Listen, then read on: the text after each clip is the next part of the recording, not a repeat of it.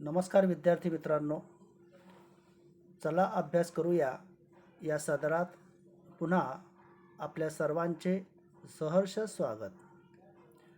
मी महेश नथू ठोसर, उपशिक्षक, श्री संत ज्ञानेश्वर शिक्षण मंडळ संचलित महाराणा प्रताप विद्यालय भुसावळ.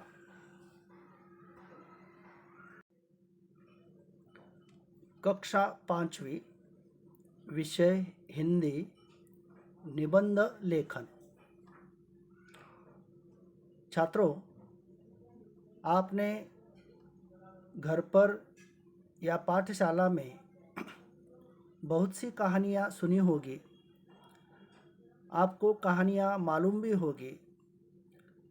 वह कहानियाँ आपने अपने मित्रों को बताई भी होगी. यह जो कहानियाँ होती हैं यह बोध पर होती है. कुछ कहानियाँ केवल मनोरंजन के लिए होती है, लेकिन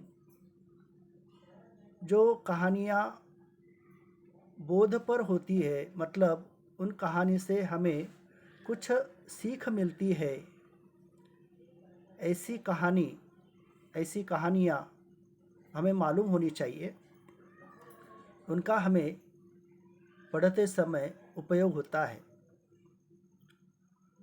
यहाँ पर भी हम कहानी लेखन इसके बारे में निबंध लिखने वाले हैं. कहानी लेखन के बारे में मैं आपको कुछ जानकारी बताने जा रहा हूँ. ध्यान से सुनिएगा. कहानी लेखन, इसमें आपको कुछ ढांचे दिए जाते हैं, मतलब कुछ मुद्दे दिए जाते हैं, और उन ढांचों का, उन मुद्दों का हमें विस्तार करना होता है. और इस तरह कहानी तैयार करने के बाद उस कहानी को उचित शीर्षक भी हमें देना है. तब सबसे पहले हमें वो कहानी जो है वो ढांचों को ध्यान में रखकर मन ही मन तैयार करनी है, और उसका शीर्षक तय करना है. तय होने के बाद निबंध हमें कॉपी में लिखना है. तो अभी मैं आपको इस पाठ में कहानी लेखन के बारे में जानकारी बताने जा रहा हूँ. यहाँ पर एक सूचना दी गई है. नीचे दिए ढांचे की सहायता से कहानी लिखकर उचित शीर्षक दीजिए. यहाँ पर कुछ ढांचे मतलब मुद्दे दिए गए हैं, और उनकी सहायता से हमें कहानी तैयार करनी है, कहानी बनानी है, और उसे उचित शीर्षक भी देना है. अब ढांचे कौन से देखिए. मूर्ख कुत्ता, रोटी की तलाश, कुछ न मिलना, घर के सामने आना, मालिक ने रोटी देना, रोटी लेकर कुत्ता भाग जाना, नदी के पानी में परछाई देखना, भौंकना, रोटी पानी में गिरना, पछताना, और अंत में सीख. इस कहानी से हमें क्या बोध मिलता है, क्या सीख मिलती है, यह भी हमें लिखना है. तो देखिए, यह जो कहानी है शायद आपने सुनी होगी, आपको मालूम होगी. मुझे भी यह कहानी मालूम है, इसलिए मैंने यह कहानी तैयार करने के बाद उसे शीर्षक भी दिया है लालची कुत्ता या मूर्ख कुत्ता। यहाँ पर दो शीर्षक मैंने बताए गए हैं, उनमें से कोई भी एक शीर्षक आप दे सकते हैं। लिखते समय आपको सिर्फ एक ही शीर्षक देना है, इस तरह दो शीर्षक नहीं देने हैं। अब आगे देखिए, मैंने इन ढांचों की सहायता से निबंध तैयार किया है, कहानी तैयार की है। एक एक ढांचा जो है उसकी सहायता से अगर हमने कम से कम 2 या 3 वाक्य भी तैयार किए तो हमारा निबंध काफ़ी अच्छा हो सकता है। तो देखिए, एक गांव था। उस गांव में एक कुत्ता रहता था। कुत्ता गांव की रखवाली करता था, लेकिन उसका कोई मालिक नहीं था। देखिए, कुत्ता हम सब ने देखा है। कुत्ते की विशेषता भी हमें मालूम है।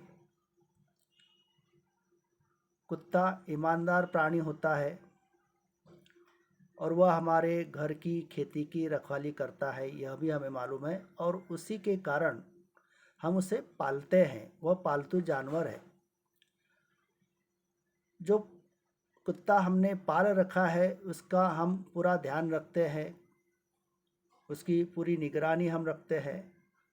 लेकिन गली में, गांव में कुछ ऐसे भी कुत्ते होते हैं जिनका कोई मालिक नहीं होता है। वे आवारा होते हैं, वे रास्ते पर घूमते रहते हैं, गांव में घूमते रहते हैं। तो इसी तरह वह कुत्ता जो था उसका कोई मालिक नहीं था, मतलब वह आवारा था, लेकिन वह गांव की रखवाली करता था।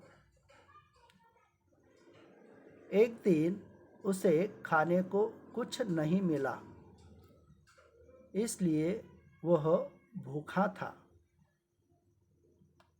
देखिए, कुत्ता एक जानवर है, सजीव है।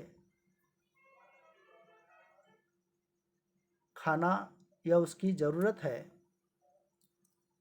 लेकिन एक दिन उसे खाने को कुछ भी नहीं मिला और वह उसके कारण भूखा था। रोटी की तलाश में वह बहुत देर तक इधर उधर भटकता रहा। कहीं रोटी मिलती है क्या, इसकी तलाश में वह गांव में इधर उधर भटकता रहा। भटकते हुए वह एक घर के सामने आ बैठा। गांव में भटकते भटकते वह थक गया और अंत में एक घर के सामने आकर बैठ गया। घर के मालिक ने कुत्ते को देखा। मालिक दयालु था, उसने कुत्ते को एक रोटी दी। कुत्ते को बहुत खुशी हुई।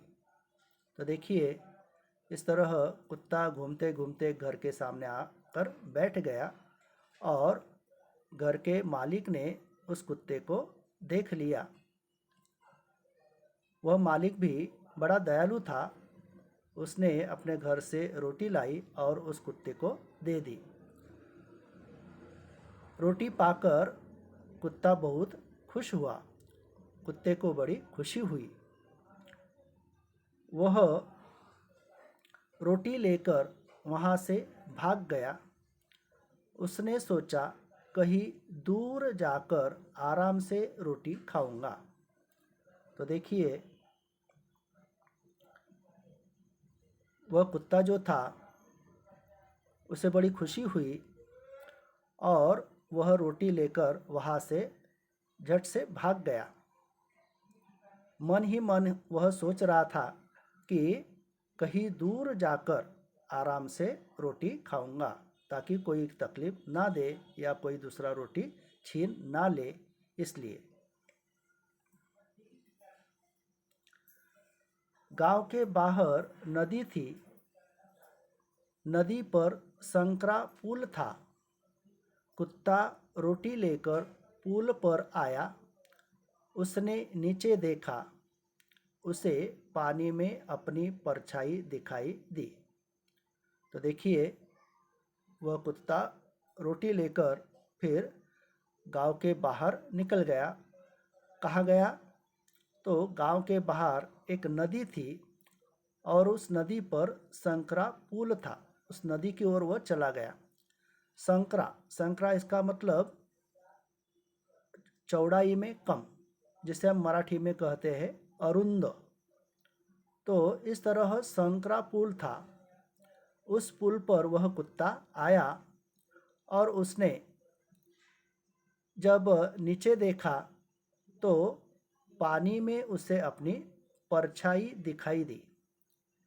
परछाई इसका मतलब आपको मालूम है, मराठी में हम उसे प्रतिबिंब कहते हैं। तो पानी में उसे अपनी परछाई दिखाई दी। कुत्ते के मुंह में भी रोटी थी। वो परछाई में जो कुत्ता दिखाई दे रहा था, उसके मुंह में भी, उस कुत्ते के मुंह में भी रोटी थी। कुत्ते के मन में लालच पैदा हुआ। वह जो कुत्ता था, उसने देखा कि नीचे पानी में भी एक कुत्ता दिखाई दे रहा है और उसके भी मुंह में एक रोटी है। अगर वह भी मुझे मिल जाए तो, क्योंकि वह भूखा था, इसलिए उसके मन में लालच पैदा हुआ, लालच निर्माण हुआ। दूसरी रोटी पाने की लालच में उसने भौंकने के लिए मुंह खोला। तो देखिए, उस कुत्ते ने वह दूसरी रोटी पाने के लिए या पाने की लालच में उसने भौंकना शुरू किया और भौंकने के लिए जैसा ही मुंह खोला, वैसे ही क्या हुआ देखिए, मुंह खुलते ही रोटी पानी में गिर गई। उसके मुंह में जो रोटी थी वह पानी में गिर गई। कुत्ता भूखा ही रह गया। जो रोटी उसे मिली थी वह भी चली गई और जिस रोटी को पाने के लिए उसके मन में लालच था, वह तो प्रतिबिंब था, वह तो उसे मिलने वाली नहीं थी। लेकिन जो उसके पास रोटी थी, असली रोटी थी, वह भी चली गई और वह भूखा ही रह गया। तो इस तरह इस कहानी से हमें क्या सीख मिलती है? तो नीचे लिखा है सीख, लालच बुरी बला होती है। या फिर हम ऐसा भी कह सकते हैं, लालच का फल हमेशा बुरा होता है।